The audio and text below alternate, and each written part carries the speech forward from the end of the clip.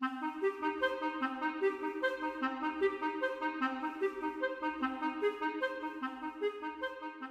suis Johanna Saad-Sulonen et je suis Associate Professor à la IT University of Copenhagen au Danemark. Et en fait, j'étudie la participation des usagers au design de technologies et de services numériques, surtout dans un contexte de transition numérique dans des domaines tels que l'aménagement urbain, les services publics, mais aussi l'activisme citoyen.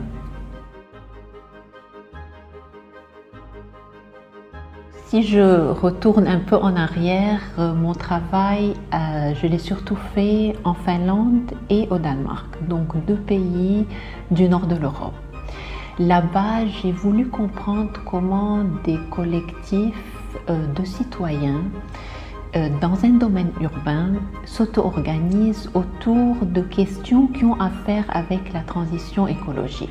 Donc, par exemple, c'est des collectifs de citoyens qui veulent mettre en place un jardin collectif urbain, par exemple. Donc, comment ils utilisent ou non des technologies et des services numériques. En venant à Marseille et grâce à l'IMERA, j'ai voulu voir est-ce qu'on fait la même chose ici ou non, est-ce que c'est complètement différent. Il y a des collectifs qui sont intéressés par les mêmes choses.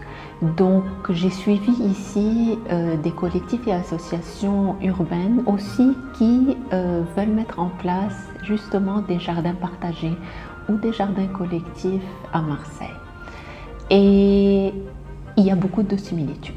Même si on est dans deux parties différentes de l'Europe, beaucoup de similitudes, ce même désir de vouloir transformer la ville, la végétaliser, mais aussi cette même curiosité quant à l'utilisation et à l'expérimentation avec des technologies numériques.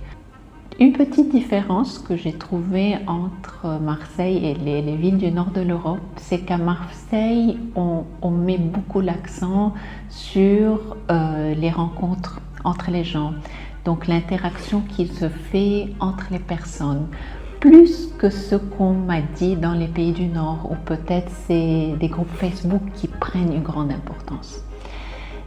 Une autre petite différence aussi, c'est dans les formes que ces collectifs choisissent pour leur gouvernance.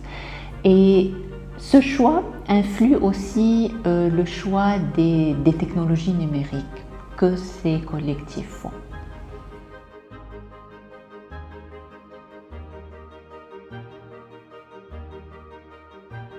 Je dois dire que je suis très à l'aise à l'IMERA parce que moi-même j'ai eu un parcours interdisciplinaire. Donc j'ai une formation d'architecte, j'ai travaillé dans l'aménagement urbain, j'ai fait du design numérique, design de services, tout ça. Donc je suis à l'aise dans des contextes où il n'y a pas ces silos académiques très fermés. Donc voilà, et je crois que ça a été une très grande richesse de pouvoir connaître ce que mes collègues ici font, donc surtout à travers des community building séminaires qu'on a eus. J'ai aussi appris par exemple que certains collègues ont publié des livres où ils parlent de la notion des communs que moi aussi j'ai utilisé dans mon travail, donc ça a ouvert des possibilités de discussion très intéressantes. Et aussi peut-être une petite anecdote, en fait, mon travail de terrain à Marseille m'a prise dans plusieurs jardins collectifs ou jardins partagés urbains. Dans un d'entre eux, j'ai rencontré des mineurs non accompagnés avec leurs éducateurs.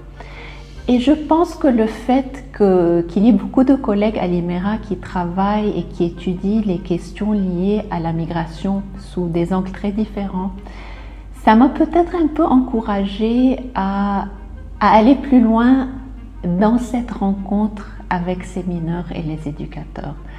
Et en fait, ça m'a poussée maintenant à essayer de comprendre est-ce que mon domaine, celui du design participatif, pourrait considérer ces questions en fait? Comment pourrait-on prendre en compte les besoins numériques des migrants, des mineurs migrants aussi, mais aussi surtout comprendre comment ils utilisent les technologies numériques?